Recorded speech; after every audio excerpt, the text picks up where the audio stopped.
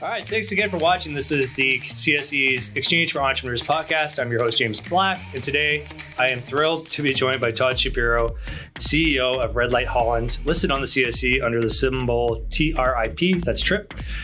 Todd, how are you doing today? Yeah, well, thank you, James. I appreciate being here. I appreciate being on the CSE.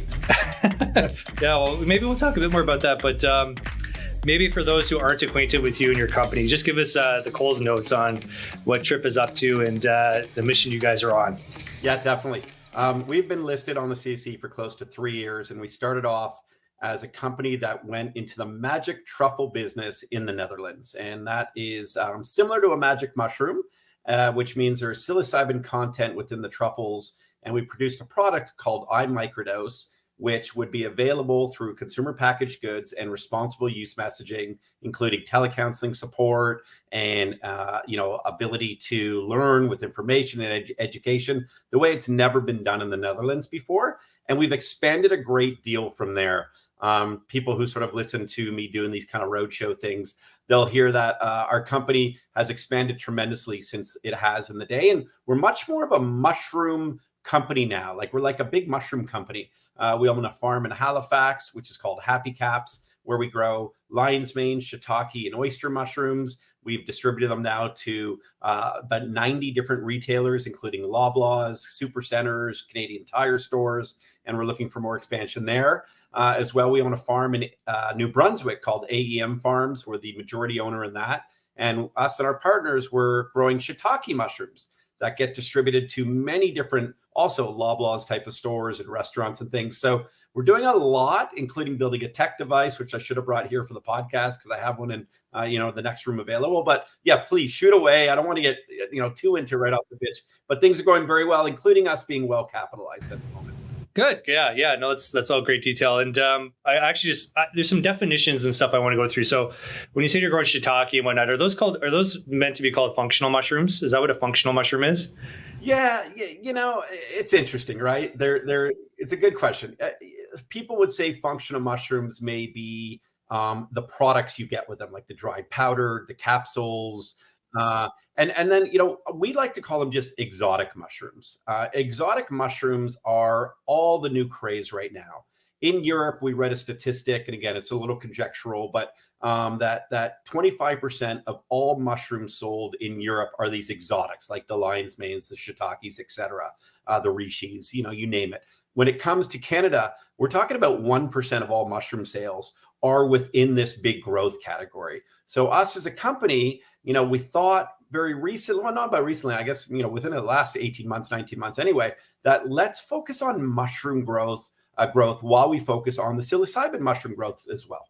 Right. Now, is that in part because the growth trajectory for the psilocybin business is a little more patchy than what you might be able to find with, I hate to say it again, the exotic or functional mushrooms, where you can sell those in Canadian Tire, but a psilocybin mushroom product or truffle product needs to be sold through one of your smart stores, right, in the Netherlands, where it's actually kind of legal. And maybe just talk us through what the challenges are on that end, but also the opportunity of the psilocybin mushrooms and, where you see the path to market there. Yeah, without a doubt. When we went public, I think we all assumed that more catalysts would be coming within the sector. And there's really 3 different types of psychedelic companies. There's the biopharma, drug discovery companies. There's the therapeutic facilitator model when it comes to therapy and ketamine clinics, et cetera. And then there's a few companies, and us being, we think, the prominent one when it comes to being listed and publicly traded and, doing audits and legal opinions, et cetera, that really believes in freeing the magic, believes in giving every adult the right to try. And again, it's got to be done responsibly. It's got to be done with information. So, but, our government's looking at it that way. And, we were very honest as, me being, the CEO of the company and a director, about 2 years ago, again, about the 18, 19 months ago, Mark, we sort of started to think of a pivot. Originally, we thought maybe we could be aligned with cannabis. And then we thought, no, we're really nothing like cannabis. Those are two very different drugs, in fact. And I don't even really like to associate psilocybin as being a drug because I consider it, and I can't make medical claims, but I can tell you anecdotally how beneficial it can be for positive change. So during that pivot, James, we thought to ourselves, let's align ourselves around with mushrooms. Let's focus on near-term revenues. Let's be very protective and cautious of the cash that we were very fortunate to raise in the capital markets, give you an incredible opportunity for one, liquidity for investors to, if they want to make money, if they don't believe in long-term visions, that's okay. Or two, access to capital. And we had the access to capital, but let's be careful with it. Let's really focus on our burn as we're growing a company. And the mushroom space was amazing for that. And the reason why I say that is because think about the home grow kits. We can sell these, which we're proving out, and we are doing quite well. And I look forward to our quarterly report on the 28th of February, or 27th, I believe we announced actually before market open, because we can show growth. And I've been open about this before. It's not material. I've talked about growth within the home grow kit business. But what that also allows for us to do is get consumers information, to get some of their data around them, consensually, of course. And then maybe one day, and it's a big maybe and a big if, James, if there was ever legal psilocybin products, could we then blast them home-grow psilocybin mushrooms? Because we've seen home-grow cannabis plants are legal for adults in the cannabis space. Would that be a path that the governments consider? It could be, perhaps. Yeah, it demystifies it a bit when you can actually put it in your house and plant it and grow it, water it, and then consume it. And then actually have that tangible experience with the fungi to tie it all back to the I guess what the core of your business is well-being, right? And I want to go back to why you started this company. Maybe talk first about what you see the benefits of psychedelic mushrooms, at least on the microdose scale, and the problems that you're trying to address with that type of product. Yeah, this world is a tough place. And I think there's a lot of distrust in big pharma right now.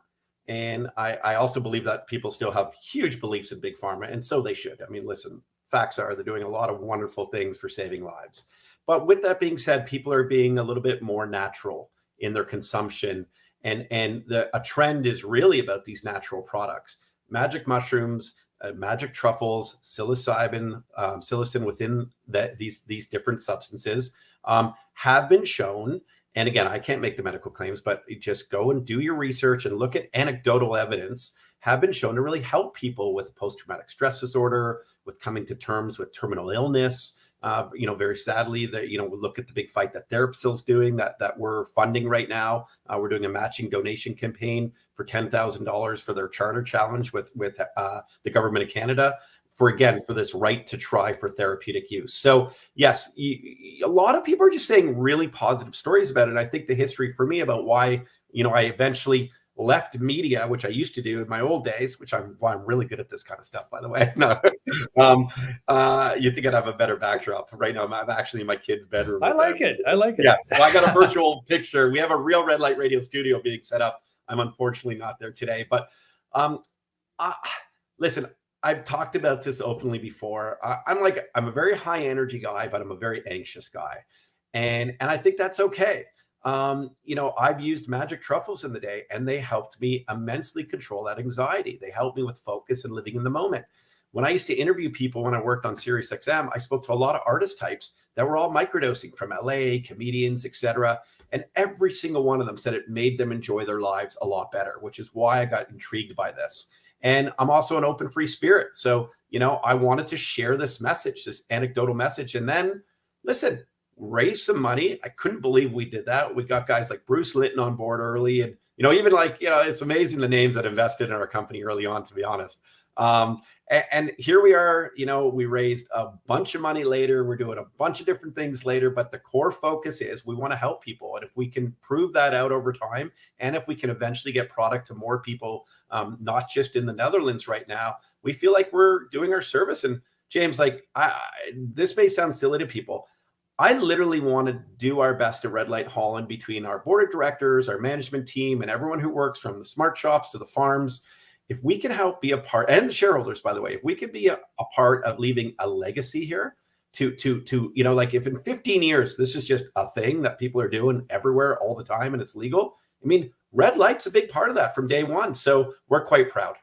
Right. And I'm shocked you didn't read my prep questions because you're actually hitting on it. But I want to actually ask you another definition just before we move forward around dosing. So is it a challenge still to get reliable dosing at the microdose scale? I mean, everyone knows what a 3 gram of mushroom looks like and because it's weight, but when you actually have to distill it and make a microdose, how do you know? How do you know you have the right dosage and that percentage of a macrodose and the microdose state?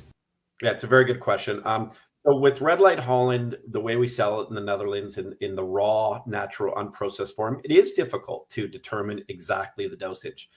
We sell with a lot of information around it. We also sell it with an app so people can track their dosage, what works best. We have a telecounselor support that can talk through what people find works for them. And, the one thing though that we're really very proud of as well as a company is we've now got, man, I should know this off the top of my head, but I think it's either 4 psilocybin import licenses from Health Canada.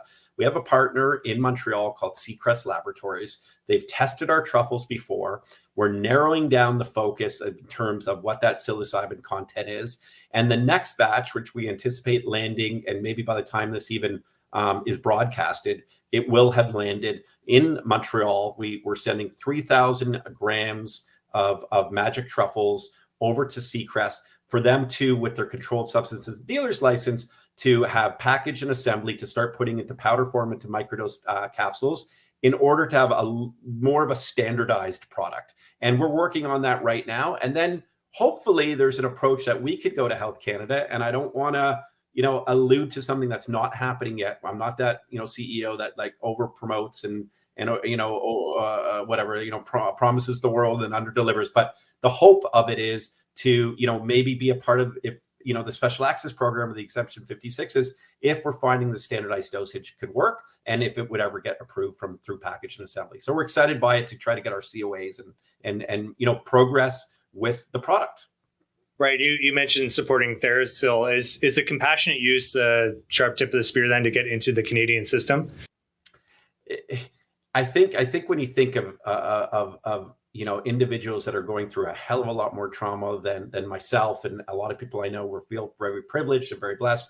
As long as it doesn't come across as exploitive, like we just want to help people.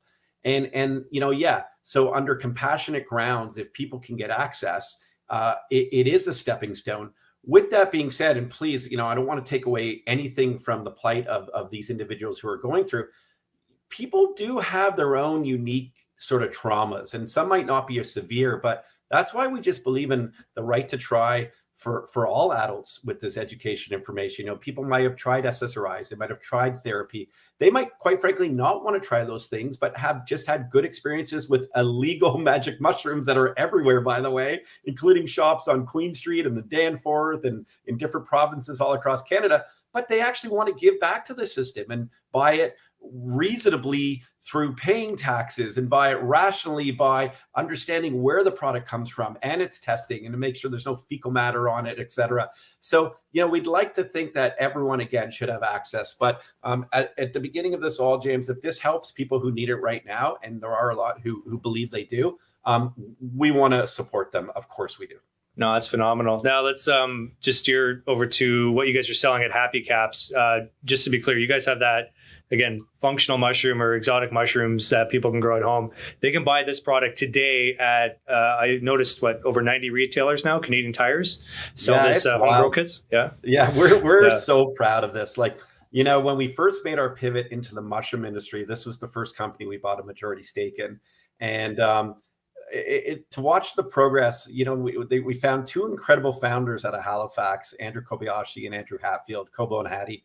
And they're such salt of the earth, amazing guys. And when we acquired the majority stake, one of the things we promised them was support in marketing, support in our outreach from our relationships. And we have an incredible CMO that comes from Bacardi, Ridley Doolittle, who's incredible, who really helps with the operations of Happy Cap. So yeah, like to be in 22 Canadian Tires, to be in 13 super centers, to have support from production from our partners at AEM Farms now. who, because we were doing so much volume that we needed to support to get these home grow kits into these types of stores and be able to handle the volume. We think it's an incredible success story, but one that we hopefully believe is just in the early stages. Wonderful. I want to talk about media for a second. So you mentioned your background for media. For those who don't know, you were a notable radio host and had many experiences on at least with Toronto and satellite radio. Yes, that's correct. Yeah. And so you obviously have a good handle on that. And if it's not obvious just by talking to you, but just the branding, what I've noticed is on your investor call that I watched on your website, which was great, you have these people who identify as being part of the Red Light Army. And I thought that was a very strong advocacy for your brand and your company. Can you talk to me about who's a part of the Red Light Army? What is this concept and why is it important to your company?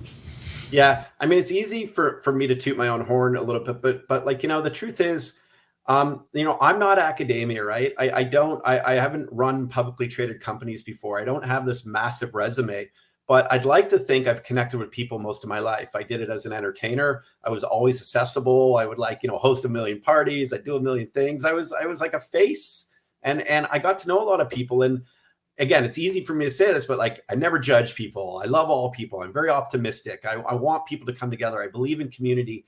And when it comes to, this sector, it was we were polarizing because people didn't really get it. Like a radio show host and, a comedian as a creative director and, a realtor as your chairman. By the way, don't underestimate Brad Lamb. I mean, this guy's the real deal when it comes to entrepreneurship, success, investing, et cetera. Developments, buildings with his name on them that will last for, thousands of years. But, we came out just saying the message of the right to try and that we're the people's company. We wanted to represent people in general. And I think the branding helped. We made it very friendly. There's a smile in it. There's a heart in it, but it's designed by Karim Rashid, a famous designer. We did it with these interesting colors that went against red light, it's actually pink. But we wanted to be super inclusive. And I think it took time, but ultimately we're a very widely held company in terms of the stock on the CAC. A lot of retail investors. I wouldn't say it's heavy on the institution banking side or family, fund side or anything, but I think that speaks to the support that we're getting. And me being as transparent as I'm allowed to be, of course, I got to be super careful of all the regulations, material information, and all that kind of stuff. But whenever I get an opportunity to put myself in front of shareholders, I will. And branding helps with that. And by the way, brands are more valuable than a commodity any day. Anyone can make a t-shirt, but can you make a t-shirt and put Supreme on it and sell it for 100 times what a regular t-shirt should be sold for? I used to collect Air Jordans and I did that for a reason, the brand. I'm wearing a Canada Goose hat. I mean, I like brands. And I think Red Light one day down the road, beyond mushrooms and mental health, the brand recognition is super important. And we'll always focus on that because there's value there. No, it's an interesting part about brand because brand can outlive you. It can be your legacy, so to speak, and it can represent a lot of things that you don't get to be anymore when you're not here anymore. And that was kind of my last question, or at least second last question, which is, you mentioned legacy, you mentioned what you're trying to build through this company, but how do you know when you've achieved it or at least even made progress toward that goal? Yeah, listen, at the end of the day, a company's got to be a profitable company. So how do you make it? You have longevity, you run a real business with real profits. While you're growing a company, I think the market expects that there'll be a bit of a burn while you focus on increased revenues. I love the fact that this company has done that very well. Looking at that burn rate, being very cautious with it, not overspending. And then ultimately we would like to increase these revenues, continue brand growth, continue potential M&A opportunities to see what companies could help through accretion, that revenue growth, and of course that brand growth as well. So we're doing what we'd like to think is a proper path to success. And to me, the ultimate success would be in 20 years from now, for my 7-year-old boy, maybe even 14 years from now, to be working at the facility we're building in Peterborough on 100 acres there. That's going to be this, massive 70,000 square foot exotic mushroom farm. If my son can learn the mushroom business, and also for him then and his friends to have a lot of education around psilocybin, and if they felt that it was right for them to use, they would make that choice responsibly. So this is really the long game for me. I've been super blessed. I say this once in a while. If I'm going on long-winded, cut me off anytime. But it sounds so cocky, dude. It sounds so cocky. I lived a life of privilege, man. Even just being a D-list radio show host, I got to fly private jets. I got to go to 2 Super Bowls by Budweiser that I was like the MC at. I got to, hang out at club services, or clubs, and the what are they called? Bottle service. Yeah, I get the picture. I did all that stuff. So like, what can I do now that like this isn't about fun and access and living the life of a CEO? This is about growing a massive company to give back to people. And it sounds terrible to say, but I'm going to die trying. We're just going at this carefully, but sort of aggressively now. And we're looking forward to growing a company and making our best shot at success for everybody and create shareholder value. No, it's good. And the fact that you're not at bottle service or the Budweiser Super Bowl parties is a good sign for investors. Just want to ask one last thing here then. Red Light Radio, it's if you're watching this, we also have people listen to it, but if you're watching it, Todd is sitting in front of the Red Light Radio fake stage, the Zoom stage. But what is that? Like, how are you empowering or leveraging media and that media expertise to help spread your word? I assume this is one of your big flagships. Yeah, great question. I mean, I'm going to be as candid as possible. I always careful what I say because I always want to say so much in the radio days. That's what I did. I didn't think before I spoke. But when we took the company public, there was a lot of pressure. It was a very new pressure for me that I ever faced in my life. And, you have an opportunity, your stock goes up, your stock comes down, you're judged on daily performance based on a stock price. And often a lot of people aren't looking at what you're building behind the scenes. And truthfully, I lost a lot of confidence getting in front of the camera or in front of a microphone. Over time, I've recognized that it's silly for me to judge myself on a stock price. It's silly for me to not try to get a message out, which is something I do very well. And our board of directors encouraged me and picked me up and said, Todd, like, you're the face to this company. We know what you're doing. We know your intentions. So get out there. And by the way, save hundreds of thousands of dollars on, hiring a promotional company or a PR agency. Like, leverage your own media, leverage your own connections, leverage your social media following, which isn't massive like a Wiz Khalifa, who, by the way, we signed on a licensing agreement, but it is big enough to get the message out there. And I'm really looking forward to getting podcasts going and some video interviews going with people from the science and R&D field, with individuals who just like to use magic mushrooms, with hopefully getting to some spiritual leaders or some really cool old school mushroom farmers. We're really looking forward to get the messaging, everything mushroom out there. And we're going to do that with me being a host and some of our team hosting some shows as well. That's awesome. Well, I look forward to tuning in, and I hope to have you back on very soon, Todd, to follow up on Red Light Holland, TRIP on the CSE. Thanks again for joining us. I really appreciate your time. Yeah, thank you, man. And by the way, like, there's probably positions open at SiriusXM, and you're way better than half their hosts, so you should be going do that. Yeah. Shh, quiet. Yeah. All right. No, thank you very much. Thanks, Todd. All the best. Okay, cheers.